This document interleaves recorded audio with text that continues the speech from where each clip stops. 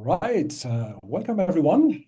Very warm welcome from the enmacc offices here in Munich. The summer is over, so we are back to work and thought it's a good idea to kickstart again our Digital Trader Summit series. Two data points that summer is over. So first and foremost, we had yesterday again the record trading day with over 600 trades in a day. So thanks to everyone who contributed to that. It really seems that all traders are back to the desk. Driving activity, especially in gas, as you can imagine. And secondly, we have over 400 registered participants for this webinar. So that's a great start again into the, not second half of the year, but the remaining months to come.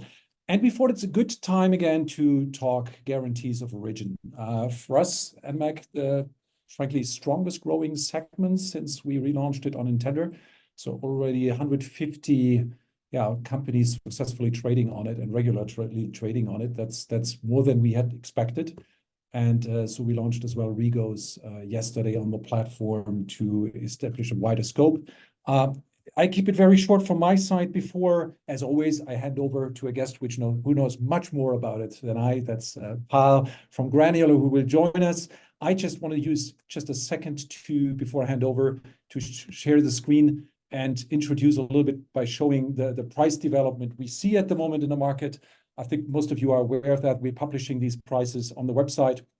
So you see here the current calendar year 24 in the blue line, and you see the Cal 25 just over the recent months. So this is just clicking on it here. That's the 330, that's the 6-month scale. A lot of volatility, a lot of ups and downs, clear contango here, seeing as well Cal 25 and 26.7, we can say that as well. It's not displayed here with significantly higher levels, significantly above the €2 mark, 250 mark for 27 onwards.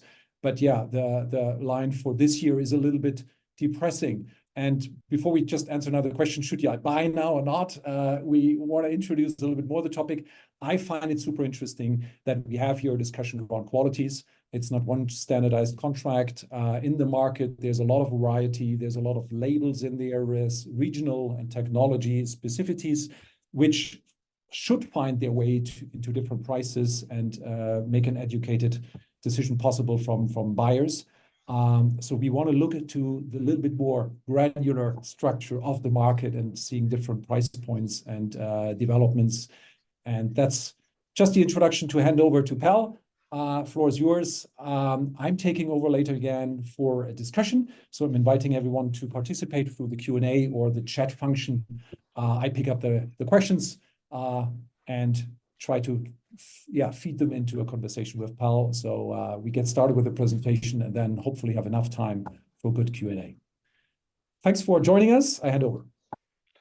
That sounds excellent. First of all, thank you, Jens, for the introduction and also for the entire enmacc team for having us. It's a great pleasure to be able to present and meet all of you. And also, thank you for setting the scene. So Jens showed you earlier the graph of GO prices. And as we saw, it's one price, one price for the entire product. The topic for today is talking about different granularities and whether all GOs are equal. Based on what we saw before, whether in the future there will be different prices for different parts and different aspects of it. Before I dive deeper, let me maybe just introduce myself very quickly, so you know who's talking to you. So my name's Pal. Been working with Granular for the past 2 years. We are a software provider that provides end-to-end solutions for energy suppliers to basically manage their GO portfolios and to automate and digitize a lot of the processes that exist around there. So we basically have this, let's say, inside view on the topic. I've been with the company for about almost 2 years now. Previously worked in the innovation sector. So without further ado, let's jump into the topic.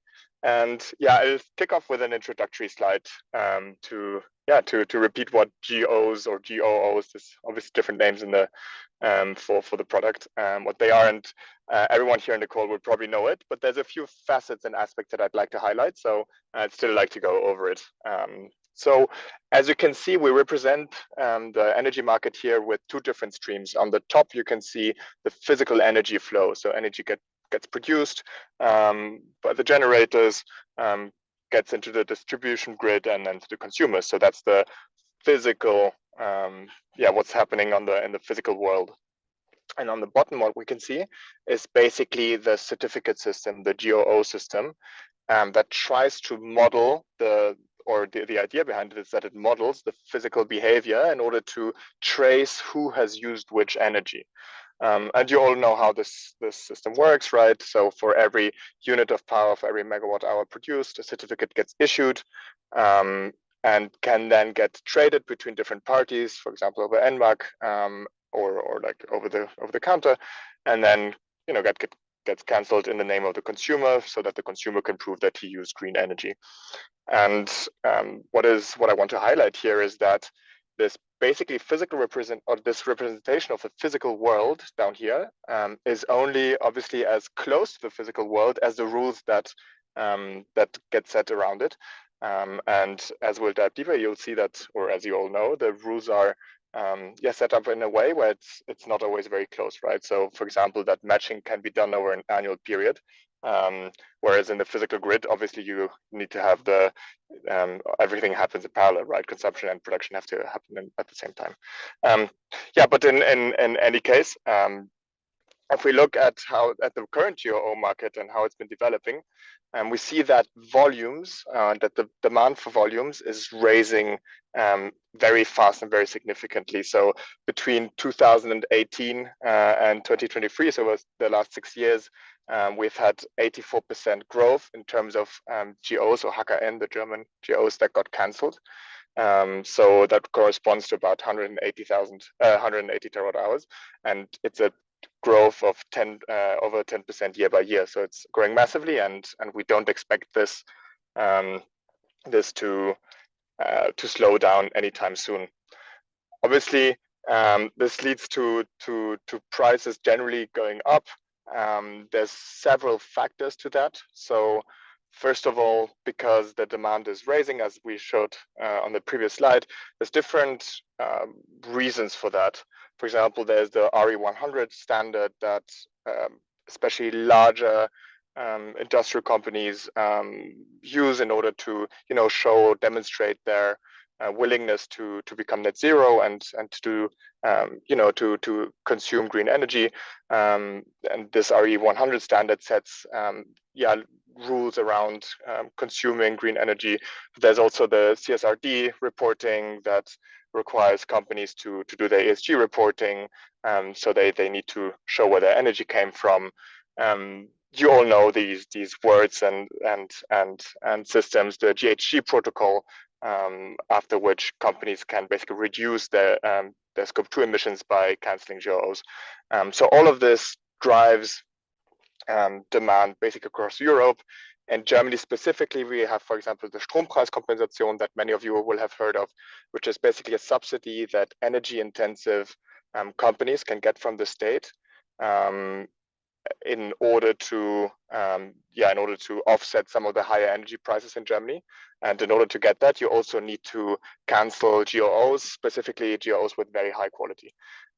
So in that sense, we see that increase is getting stronger and growing, and all of these standards get more and more people who want to follow them. So that's increasing. On the other side, we see that the supply of GOs, and specifically in Germany, the HKN, is relatively low. The main reason for that is the Doppelvermarktungsverbot, which it's basically a law or regulation that prevents subsidized assets, so the ones that get the EEG subsidy, to generate HKN.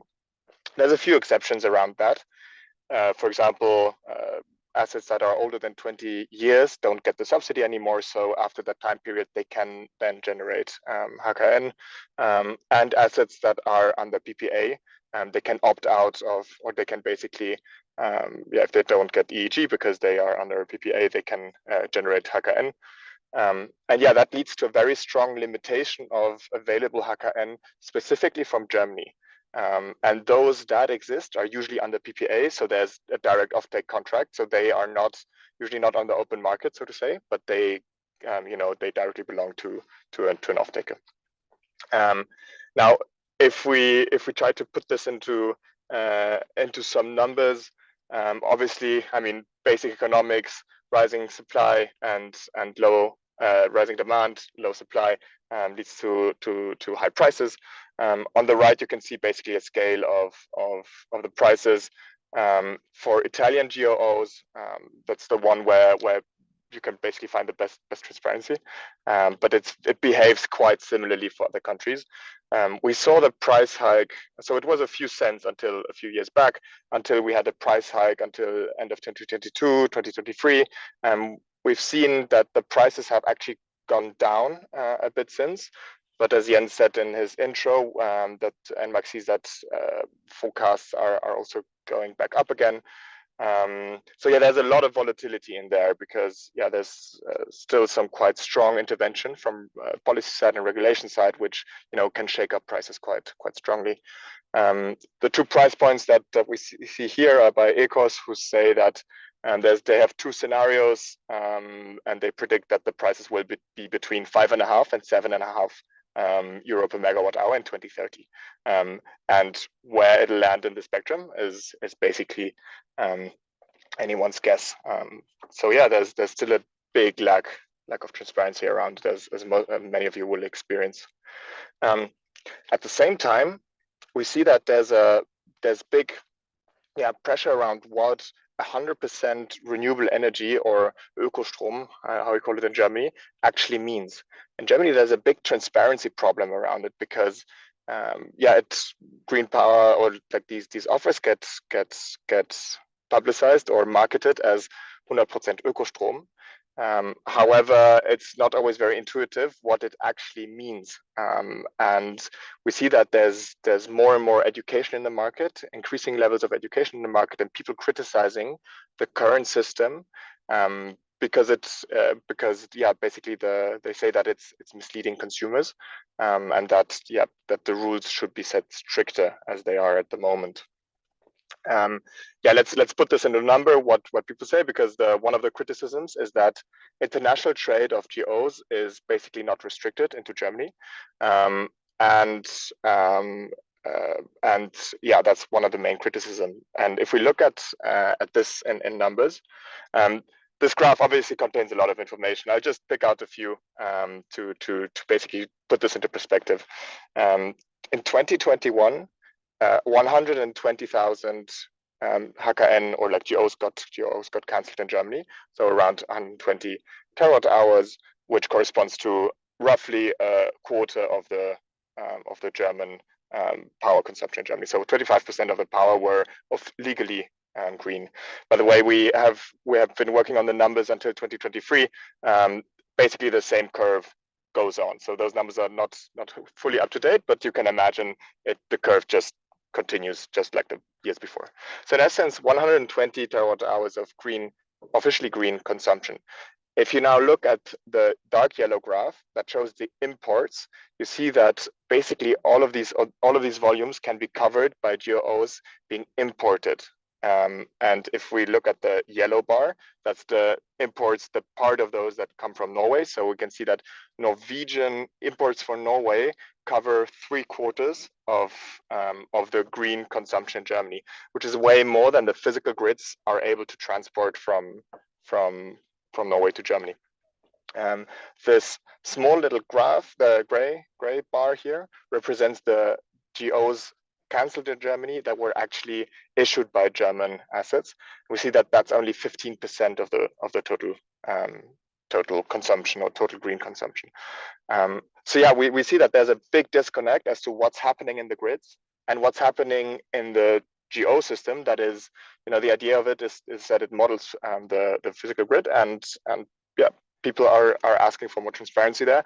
And at the same time, obviously, regulation is also coming in and cracking down on the system to make sure that the rules are such that the GOs represent the physical reality.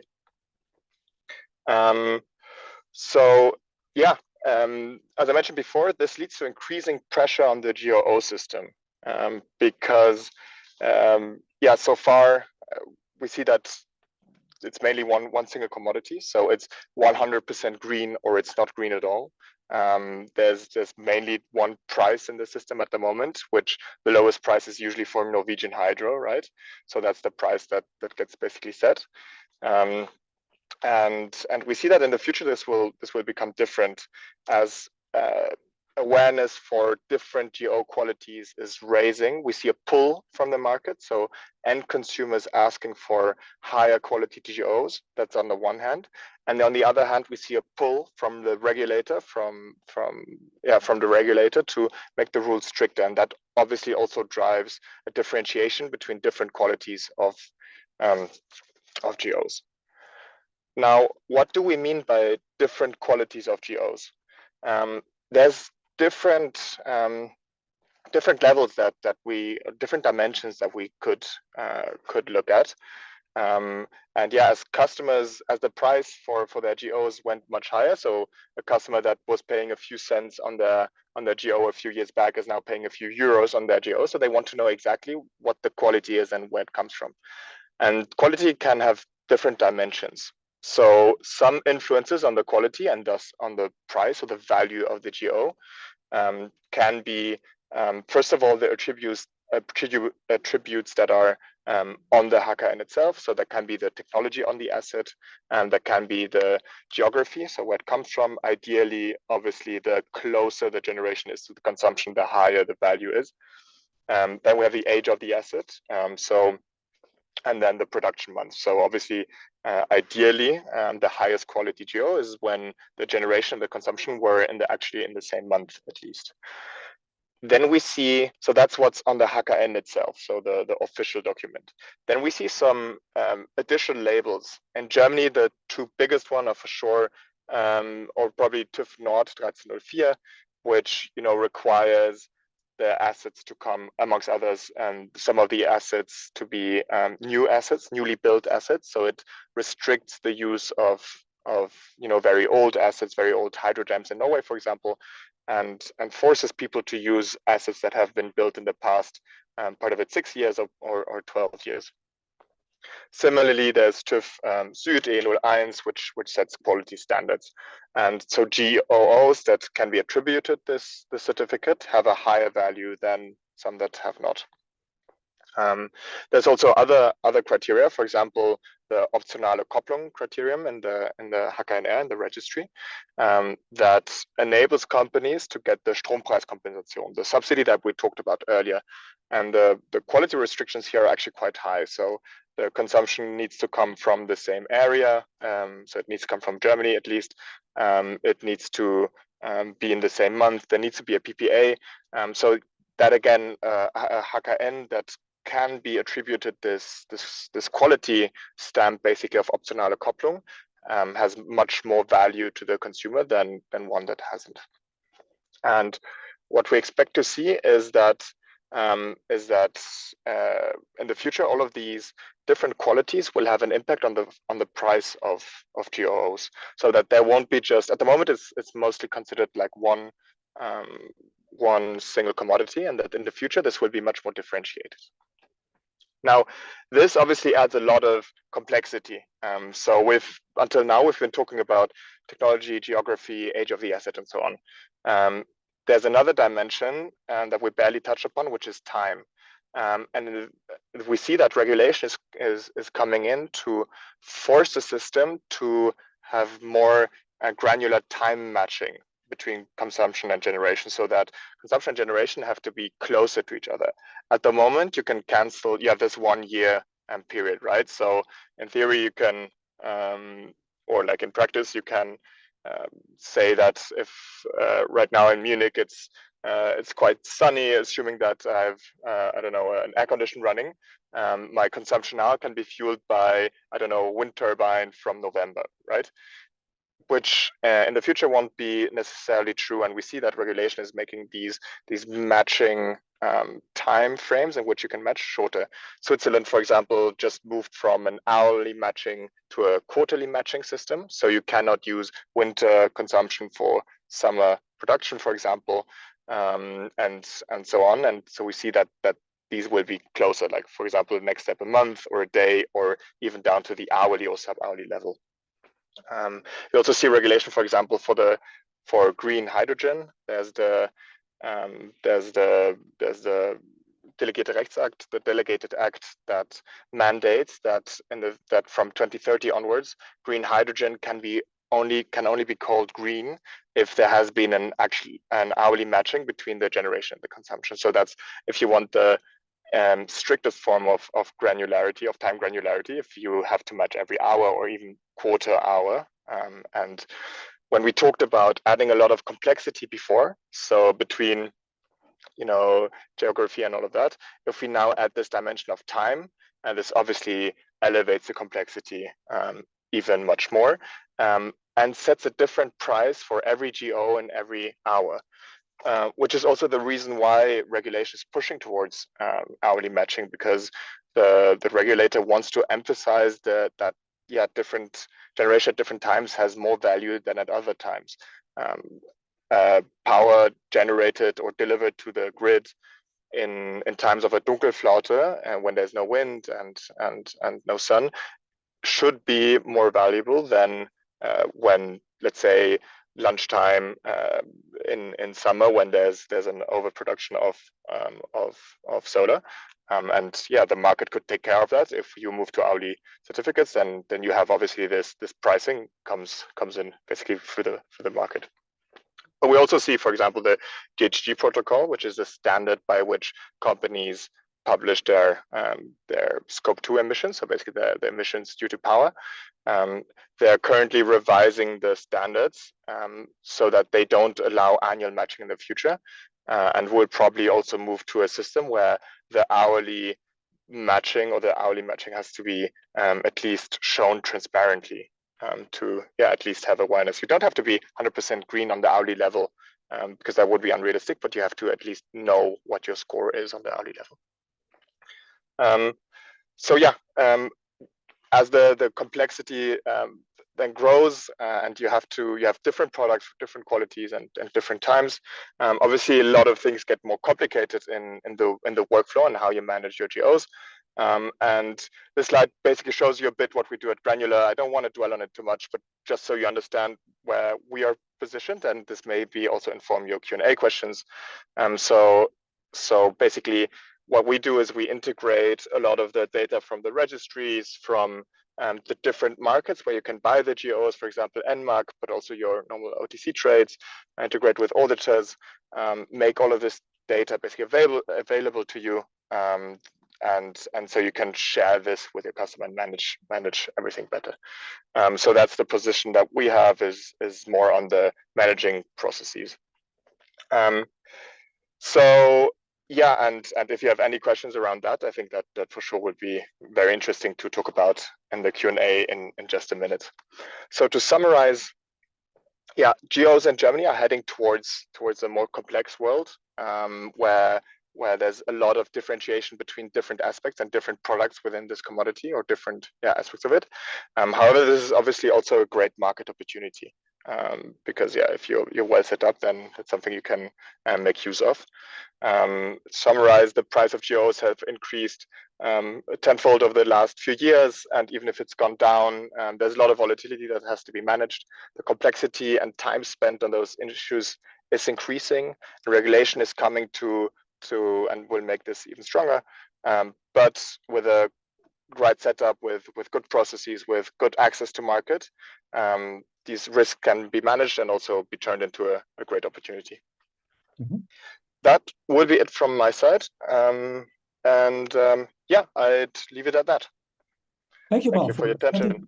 Setting the scene here for a discussion. Everyone really feel invited to post questions and that we get right in the discussion. I've received already some. Maybe starting with the slide which shows the number of cancellations, the graph. I think there's a few questions which we can follow up here on. Can you show it again? Yeah, give me 1 second. I guess you mean this one. Yeah. So first, there were questions, number of GOs, if I'm right informed, one GO is always 1 megawatt hour. That's correct, yeah. Translation, so that's the translation into power. The first topic which you highlight here is Norway. Yeah, we just learned that Norway wants to be part of the system. They are not EU, but they have an interest. If I do the math here right, we talk about a few 100 million euros, which we are sending to Norway every year to print a green label on our contracts. Is this something which you see discussed in the market from a more demand side right now? So I think Norway's position is clear, clearly motivated as well. What is the position in the market there? Is there a discussion in which direction does it go? Yeah, for sure, and we see a lot of scrutiny on that, because as I showed in the slide before, there's just an excerpt of news articles, and they're becoming.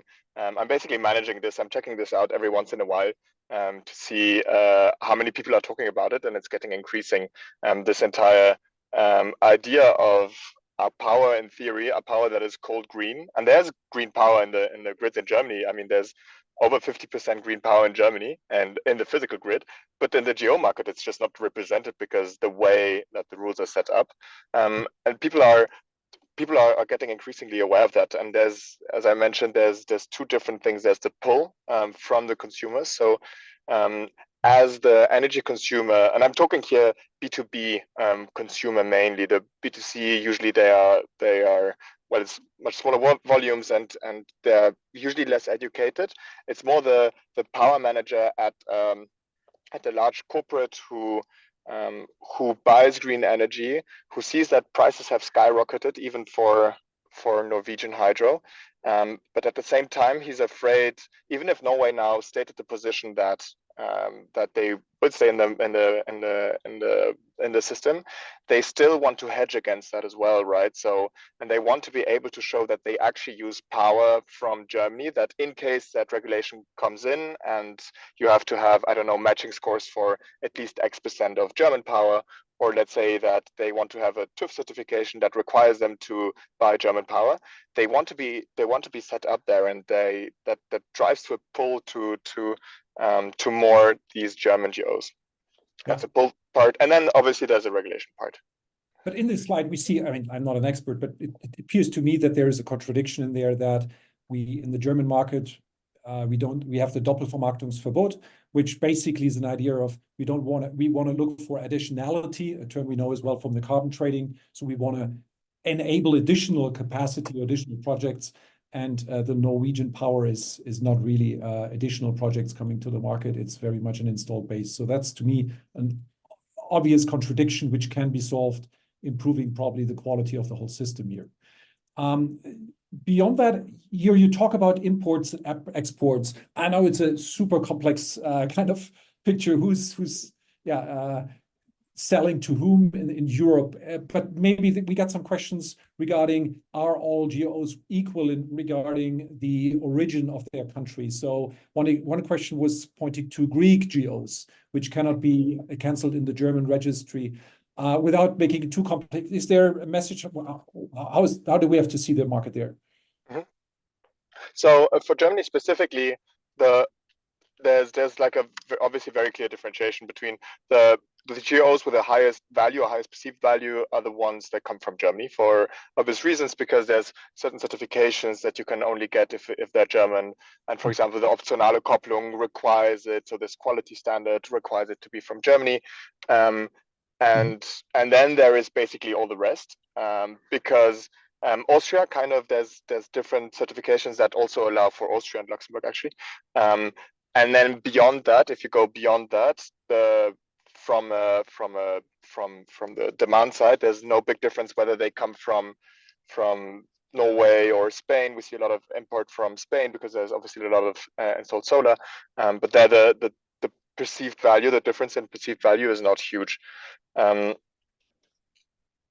If you look, for example, I mean, there's one very interesting example of the UK. The UK, who also used to be part of this EU-wide GO system, where they allow trade back and forth between countries. And then a few years back, like I think 2 years back, they actually, as many of you will know, they cut the borders basically with as they exited the EU, and now you're only allowed to use REGOs. That's the way they call it. That were produced in the UK. And that saw a very interesting, that has interesting dynamics where the price of the REGOs went up, but obviously the quality of the REGOs is much higher because it has to come from the UK. So you basically enforce geographical matching, and you don't have the question anymore whether, you know, GOs in Greece, whether they make sense or not, or what should be the price or not. You don't have those questions anymore, but it's basically enforcing a quite close correlation there. Yeah. But am I right that the German Doppelvermarktungsverbot is kind of a very German thing? No, most of the other countries don't take that. Isn't it time to get rid of it? I mean, yeah, depends. Very much depends on who you ask. In our opinion, this would definitely make sense as getting rid of the Doppelvermarktungsverbot. I mean, the argument against it is that we see that GO prices are already quite low at the moment in the German market to make a real impact on building new assets.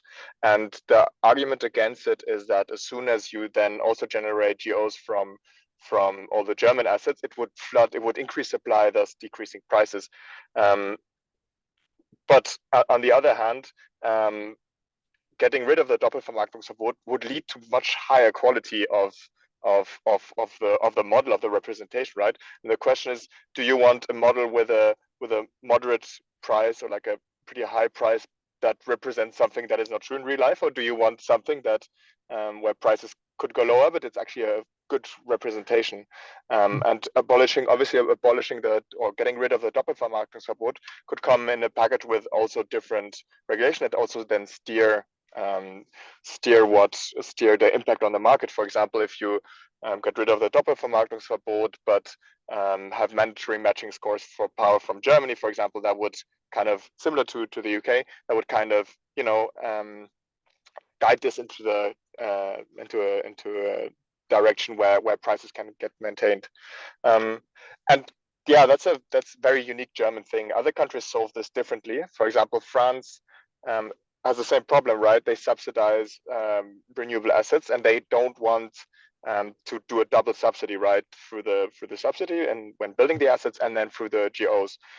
They don't want that the generators get the money from two sides. So the way they do it is that the people the generators who build the assets, they get the subsidy, but the GOs belong to the state, right? So the state sells the GOs in an auction, and that's how they basically fund their subsidy, which is a smart way to go around it, or like to sort it. From perspective, combining the two, getting rid of the Doppelvermarktungsverbot, and then having some limits towards Norwegian imports would solve probably the thing. Yeah. For example, yeah. We'll see. In general, if we step back a little bit, you mentioned there's private initiatives being more stricter on regulation. The GHG protocol you have mentioned. There's others. And then there's more the EU-driven regulation, most prominently around hydrogen production. It's confusing. There's so much going on. Where to look? What will be the tougher, let's say, regulation, the more maybe forward-thinking or faster regulation as well? Where do you think what will happen first? Is it more the private areas, or is it more the government pushing harder? Yeah, it's a very good question. So in my opinion, the private ones, so RE100 is coming out with a new set of rules. The GHG protocol revision, where they're considering to move to hourly matching, was supposed to come out in 2025. They have postponed it, but that's, I mean, to be seen also what they put in the final draft, but it's under discussion as we speak. The EU regulation around green hydrogen, it's already in regulation, right? It's already been decided and is in implementation, but that's for 2030 onwards. So the time frame is a bit longer, but at the same time, obviously, it's mandatory for everyone in that field. So for sure, the speedier ones are the private initiatives, but at the end, regulation will also follow. There's comments around, yeah, that's already old data, 21. What happened in between the growth to 23? Apologizing here a little bit. I think the registries are terribly slow in publishing as well data. It's that there's enormous time lags in between, which make it hard to predict and read the market. Just saying that, you don't have to answer. But leading to the registries, there is the question, I mean, you come from you stand for a technology provider here, but if we look at the existing established registries, which you are not necessarily directly replacing, but how capable are they? Could they go to a monthly time stamping, maybe even, I don't want to talk about hourly, but it's not really a stellar piece of technology there, no?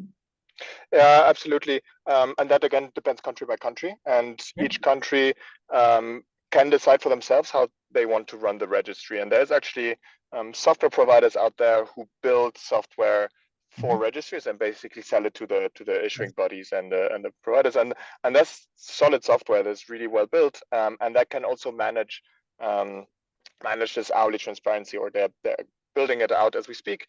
So in countries who procure their software from those providers is totally possible. They also have possibility to integrate. Many suppliers who trade a lot will know the next registry that is very capable and has very good API integration. In Germany, the situation is a bit more tricky, as the registry is custom built and doesn't offer at the moment the integration side or the granularity part. And we're in a very good and productive exchange with Uber and the many, not just us, but many people who are working or who are considering these topics around more granularity are talking to them. The timelines there are a bit longer to from what we hear. So until you can automate all of this, that'll take quite a while, and for sure is a challenge that needs to be tackled. And the point is that from 2030 onwards, the regulation asks for hourly certificates for hydrogen. So the HKNR have to be able to provide it. So I would say by then it needs to be there. All right, great. I have a lot of different questions which I just have to go through. I cannot really bundle them, but we see it as well. Surprisingly, more and more nuclear GOs get traded in Europe. You have a comment on that? Where is the demand coming from? What's driving it? Yeah, and that's a great point, and that's back to one slide that I had where what does 100% Ökostrom mean? What does 100% green energy mean? Because there's a difference between green or carbon free or there's different ways to call it, right?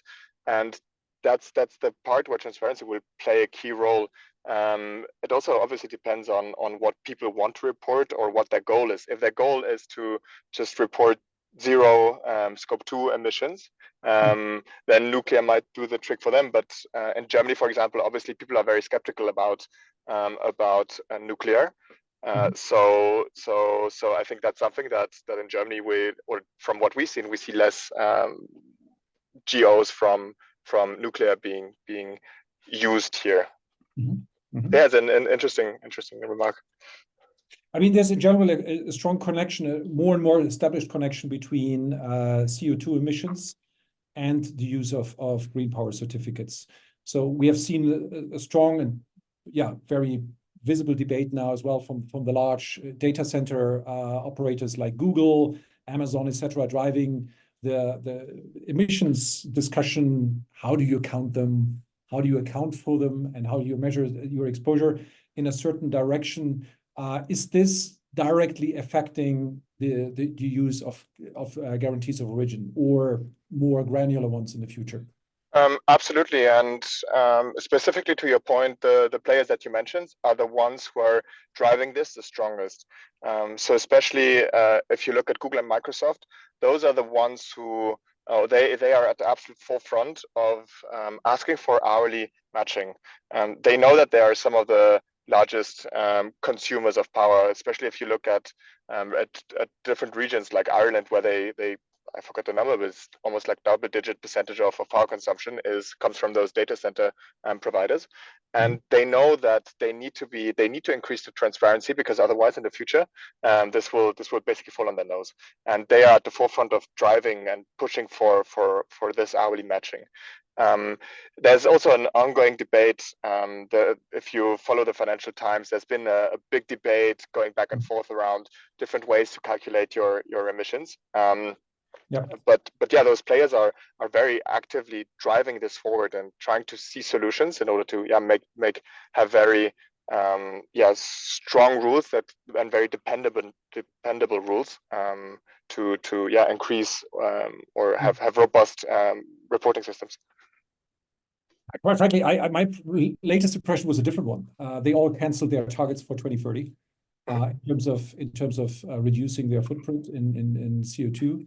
And it seems that the more recent developments I see more as a weakening, where you can as well, let's say, have a softer attempt to how you calculate that. I think the debate is open, and it's more and more steered by the emissions side than let's say the maybe more physical reality of energy traders, which affects us there. Yeah. And we have a lot of questions around the granular way of doing things. Without now going too much into detail, but what does it take to go into this more granular mode of, let's say, hourly time stamping? If you step back a little bit, how does the whole system have to evolve on a technical level, system level, but as well the regulation I think we touched upon? Is this something which will develop in parallel, or is this something where we switch to at one stage? How do you see this evolving? Yeah, it's a great question, and the point is that it's one thing that ideally we have is to have for example, if we have an hourly registry, we need to have a system, an accounting system, similar to the one today, so we can make robust calculation and to know exactly who consumed which energy. So that's mainly, or like one part of this is just a technical question, right? So you need to add this information around the timestamp to your GO. So for each GO, you would need to add this column, this information around when it was produced. And once you have that, I think many things can run in parallel. As I mentioned before, it's unrealistic that you go from 100% annually matched to 100% hourly matched. The power grids just don't. There's not that much power for everyone in the grids. But there will be in the future, or the way we see it will be if you want a hybrid, or you will see a progression between. At the moment, everyone. You can either claim you're 100% green or you're 0% green, depending on you want to make this claim or not, and whether you buy GOs or not. And the way we see it evolving is in the future, it won't be 100% or zero, but it will be, 60% of your hours are green or 70% of your hours are green. And that in the end becomes a pricing question. So as a consumer, I can go to my supplier and ask for either like a standard green tariff. There's calculations on that saying that if you want to keep the same price level as now as a consumer, you would end up at 60 to 70% hours matched. And if you're a customer who wants to be, dark green or wants to be particularly green, you can ask for a premium tariff, which will bring you to 90, 95, maybe 100% green power. And this doesn't necessarily contradict annual matching happening at the same time. So you can, as a customer, you could, and it's possible right now, we do it with some customers to have tariffs that are 100% on the annual level. And then you also offer the transparency on the hourly level, 70, 80, 90%. Depending on which assets you have. So it can be in parallel. Do you have a feeling how much is the price premium? I mean, does the green premium is very vaguely defined in a commodity like energy. It should become much more clearer. Do you have some first price ideas here? Yeah, for sure. And yeah, that depends a bit on again on market. But if you look at GO prices, we've seen, let's say, between 2 and 5 euros or around that's at least that order of magnitude. And we've heard customers selling the transparency. So not the fact of having 100% hourly matching, but just the fact of providing transparency about where the power came from at which hour, for 1 to, let's say, 3 euros per megawatt hour. So it's in the same order of magnitude as the green quality itself, just providing the transparency. From that, you can then derive what it could actually, how much green premium you could ask for actually optimizing for hourly matching. So it can be a big value driver. A little bit provocative question, maybe. If I'm on the producing side, have a solar plant, do I sell my winter production hourly and my summer production I sell then yearly and optimize myself? Or how's your system working? Do I log in one production with the system, or do I have to? Yeah, it's a good question. And technically, this would be feasible. Okay. Obviously, in theory, obviously I mean, we very strongly advise against it, and regulation will also go against it. The way that it's working at the moment, or the way that it will work in the future, is probably that you will have shape GOs. So you have one GO that contains the hourly shape, and you will attribute a GO with the entire shape, and you cannot break the shape, so to say. You cannot cherry pick the perfect hours and sell the rest in bulk, but you will always have to sell the entire shape. Yeah. Time is rushing here. We have much more questions. I try to maybe look even more in the future. We still, starting with your first slide, we have seen that we basically separate the gray power and the green attributes. I'm still a big fan of the system if we fix it right.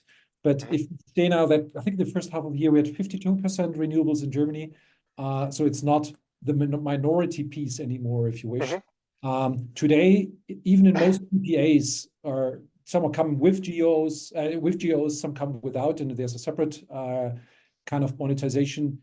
Is there a vision you're following as well, where we really trade defined green energy together, yeah, not separating it? Definitely. Definitely, and the way we see it evolving in the future is that at the moment, that the GO market will be similar to the power market, right? Where it's very clear every hour has its individual price. Every hour can be traded individually with all of the complexities, hedging, futures, and so on. And GOs will follow the same. Will follow the example of the power market, and will become a similar market where individual hours can be traded, because it can be that, I don't know, I'm a supplier or a generator who happens to have a lot of wind but no solar, so I have more at night another day, and obviously this enables the trade, which in the end also, if you look at the system level, is what will bring us closer to 100% hourly green power. If people are incentivized to build assets that can sell power at the hours where others can't, and they can trade those at individual price for each hour, that's what will drive the investments into, flexibilization, battery storage, all of the assets that bring power where the bulk can't at the moment. Yeah, batteries, you touched upon it. Another big topic, I think, around GOs. We don't have the time now to discuss it. Yeah. Need an entire day. Unsolved. Maybe summing up a little bit, I think we argued a lot that there's still need for price differentiation here, and we need to still find processes where we come to a certain level of agreed minimum quality in a way. So there's initiatives now from EX to go further towards standardization, etc. My personal view is this comes with a risk of being too early. So you get just the minimum quality in each of these standards, a little bit what economists call sometimes the market for lemons. So you get the worst possible quality in all of these standards, which doesn't help to build confidence and real quality signals in the market. What is your take on this? So more standards coming now soon, or more fragmentation? Yeah, it's a great question, and to be honest, difficult to predict, and I think only time will tell. Especially at the moment, because it's more because the drive that is fast is basically like from the roots. It's coming from the market more. So it's at the moment it's more like everyone finding their own solutions. So that's what we see at the moment. I think standardization will come in the next step. Yeah.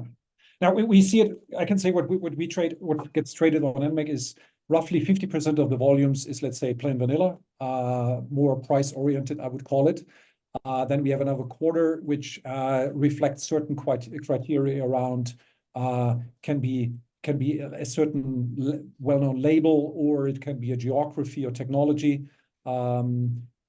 or regional focus, I would say, like Alpen from the Alpine area or so. That's what we see another quarter. And then another quarter is actually quite specific, where I think people have a good idea of what they want. And I have been as well consulted upon these kind of criteria they follow there. So I think it's open. We'll see that. What we still couldn't answer now today, I think a big part of our mission going forward is really showing price differences between these qualities. I think that's what the market needs in order to navigate. How much more is it worth to be regional and technology specific? Go with a certain label. That's still, even we cannot fully provide that transparency yet. All right, Pal, it was a big pleasure having you. There were more questions regarding Granular. I want to say that I couldn't pick them all up now. Yeah, feel free to reach out to Pal. I think you're happy to get into chats and Definitely. right now people can use your system, get it to the next level. Happy for all the people contributing today. Big thank you. See you soon in another webinar, and please have all a good day. Good day. Thank you very much, Jens. Thanks you for the entire team.